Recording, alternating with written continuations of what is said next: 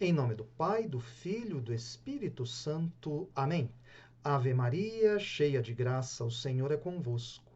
Bendita sois vós entre as mulheres, e bendito é o fruto do vosso ventre, Jesus. Santa Maria, Mãe de Deus, rogai por nós, pecadores, agora e na hora de nossa morte. Amém. Em nome do Pai, do Filho, do Espírito Santo. Amém. Meus filhinhos, minhas filhinhas, bem-vindos à nossa teledireção espiritual. Falemos hoje sobre a queda e a recaída no pecado. Nossa base é Cornélio a Lápide, cujos escritos estão no site rumoasantidade.com.br. Vejamos então como o grande autor nos apresenta este tema. Em primeiro lugar, a desgraça da queda no pecado. Vejam, amados irmãos, existem os pecados veniais, que são pecados leves, e os pecados mortais, que rompem a nossa amizade com Deus. Claro que todo pecado é falta de respeito a Deus nosso Senhor. Porém, cair no pecado mortal é terrível. Por quê? Porque merecemos o inferno com isso. Então é uma grande desgraça cair no pecado, sem dúvida alguma. Ora, Cornélio nos fala o seguinte: podemos nos equivocar facilmente, dada a nossa debilidade humana.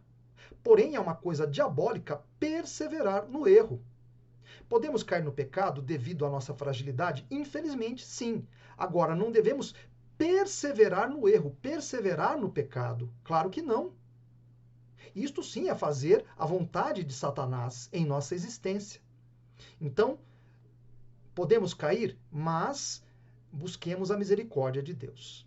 Ora, quais são as causas das quedas, como nos apresenta Cornélio? Aquele que despreza as coisas pequenas cairá pouco a pouco em faltas graves. Então temos que ser fiéis a Deus no pequeno, no dia a dia. Caso contrário, amados irmãos, fatalmente cairemos em grandes faltas. Não há como escapar a isso. Então, a vontade de Deus feita nas pequenas atividades do dia a dia para que sejamos fiéis ao Senhor nas grandes atividades. Ainda, diz Cornélio, aquele que não queira chorar seus pecados e evitar cometer outros novos, perderá a justiça, segundo São Gregório. Então é preciso o quê? Chorar os nossos pecados, buscar o arrependimento e lutar para não cometermos outros tantos pecados. Ora, o que acontece? São Gregório ainda nos alerta, né? Aquele que não chora seus pecados, aquele que não evita cometer pecados, o que acontece? Vai pouco a pouco afundando numa vida de pecado. Outra observação importante. Feliz aquele que se tornou prudente com as quedas dos outros e teme despencar-se. Observe como vivem os pecadores afundados no pecado, na maldade, na malícia. Então, observe as quedas dos outros e tire lições disso para você não cair. Aquele que não vigia e confia em suas próprias forças, cairá também prontamente. Então, o que Jesus nos diz no Evangelho? Vigiai e orai. Atenção para não cairmos nas tentações. E não confiemos nas nossas próprias forças. É Deus que nos dá força para resistirmos ao pecado. Pois bem, Cornélio ainda nos diz, é preciso levantar-se rapidamente das quedas. Acaso aquele que cai não cuida de se levantar logo? Não faz todos os esforços possíveis para consegui-lo? Não emprega todos os meios que estão em suas mãos? Caiu, levante-se, não fique mergulhado no pecado, não torne a pecar, lute contra o pecado. É isso, busque o arrependimento, levante-se e busque em nosso Senhor a sua infinita misericórdia. Pois bem, qual é a causa das recaídas? São Gregório nos diz o seguinte: o pecado que não é reparado com uma penitência pronta levará, com sua influência, a uma nova falta de São Gregório. Então, quando eu me arrependo de meus pecados e faço penitência pelos meus pecados, eu vou combatendo as minhas más inclinações. Agora, se eu não faço isso, o que acontece? Vou cair numa nova falta e por aí vai. Posso cair em outra e vou afundando no pecado. O que nos diz Cornélio aqui? Como funciona a queda e a recaída? Bom, a queda funciona assim. O pensamento sucede o olhar. Então eu olho alguma coisa e começo a refletir sobre aquilo. Depois do pensamento vem o deleite. Peco ou não peco? Vou cair ou não vou cair? acho que é bom esse pecado, vai me dar um prazer, vai me dar uma alegria. Então veja, é o chamado deleite. Depois do deleite vem o consentimento. Então eu pensei sobre aquilo, acho que vai ser bom para mim, acho que aquele pecado vai me dar um prazer, uma alegria, então eu consinto, eu autorizo a mim mesmo o cometer este pecado. Depois do consentimento vem o quê? A ação. Então eu vou adiante, vou em frente, vou cometer o pecado. Autorizei-me a mim mesmo, então vou adiante e cometo o pecado. Então vocês estão vendo em breves linhas. Eu olho, através do olhar penetram muitos maus desejos, então eu olho, depois eu penso, reflito sobre aquilo, é o deleite. Depois do deleite vem o consentimento, eu autorizo a mim mesmo a cometer o pecado, e depois do consentimento vem a ação. Isto aí é queda. Pois bem, agora vamos à recaída. Depois da ação vem o quê? O costume.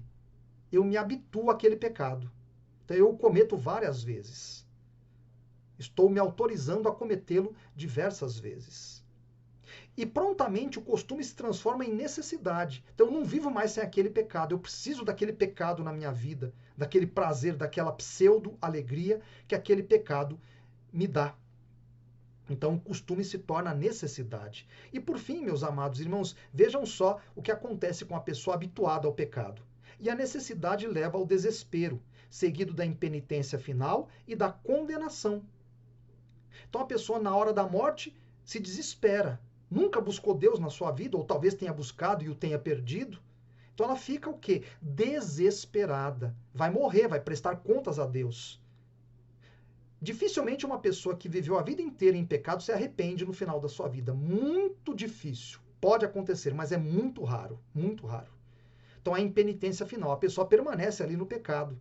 Não consegue se arrepender da sua miséria. E aí vai então para o inferno. Vejam só que coisa terrível, né? Cornélio ainda nos diz, com a recaída, acrescenta-se um pecado a outro, um crime a outro. Multiplicam-se os elos da cadeia que cobre, oprime e afoga por toda a eternidade. A pessoa se coloca numa prisão, numa rede, e então afunda cada vez mais no pecado, torna-se o quê? Escrava de Satanás, fazendo os desejos do demônio para a sua vida. Pois bem, Cornélio ainda nos diz o estado horrível no qual a recaída nos submerge. Vejam só o que diz aqui São Bernardo, citado por Cornélio. Com a recaída, perde-se a vergonha. Vejam só, a pessoa não tem mais vergonha de cometer pecado. Perde-se a vergonha, tornamo-nos temerários, corrompidos, plenos de ignomínia e de confusão. Vejam só. Então a pessoa mergulha num estado terrível, tremendo, afastada de Deus, fazendo a vontade do demônio.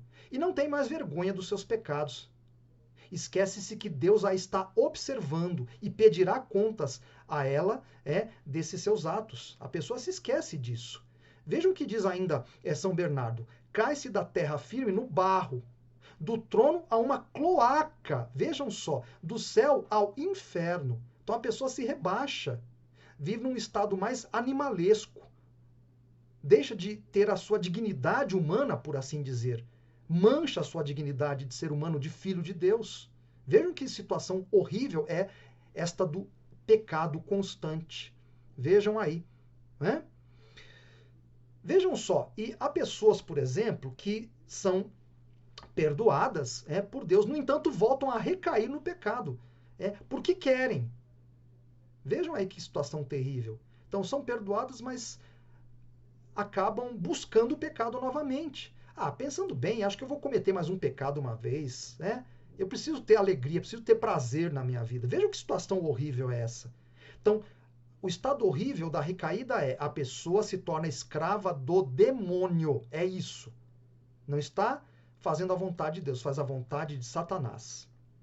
E o que acontece, então, com a pessoa que mergulha numa vida de pecado, que recai constantemente? Há um castigo, digamos assim, segundo aqui Cornélio. Obscureçam seus olhos para que não vejam. Olha aí que situação terrível. Então a pessoa não enxerga mais o bem, só enxerga o mal, só enxerga os seus desejos. Então entra aí numa cegueira espiritual, efetivamente. Vejam só, os olhos ficam obscurecidos. A pessoa já não vai mais enxergar a vontade de Deus, vai enxergar só a sua própria vontade. Bom, quais são os meios de evitar a recaída, meus amados irmãos? Vejam só, Cornélio nos diz: haveis pecado, meu filho, não volteis a cair. Essencialmente, o que você tem que fazer para evitar a recaída? Primeiro, arrependimento do seu pecado. Depois, buscar a confissão, confessar os seus pecados ao sacerdote. Fazer a penitência que o sacerdote pediu e fazer outras penitências também, fazer a mortificação de que falamos aqui tantas vezes. Firme propósito de não tornar a pecar. Então, emenda, não quero mais pecar, lute contra as suas más inclinações. Essencialmente é isso. Então, não recaia nos seus pecados, porque senão você vai se colocar nas mãos do seu inimigo, que é o espírito imundo. Abençoe-vos Deus Todo-Poderoso, Pai, Filho, Espírito Santo. Amém.